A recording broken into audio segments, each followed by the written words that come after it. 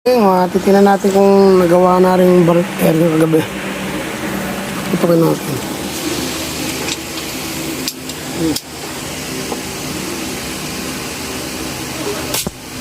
Ano? Nanasingaw ano? Okay. Boss, ako ka na airgun mo. Nadaling ko bukas. Natapos dito is yun.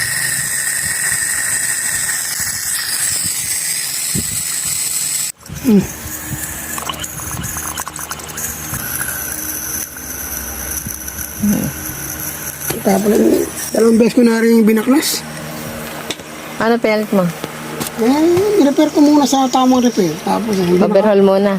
Hindi kaya, papalitin natin ng Ka nagkaka-nasisirang gano'n. Ayan ko ba't ganyan mga yami na. Pag bumigay na gano'n, siraan. Ang aarap mo dyan parang na-expiry plastic. Pero yung nilalagay natin din na-expire doon. Ay, hindi mo expire yun. Pero mo. Ito, tinesting ko na to eh. Ito, ilalabang mo na lang.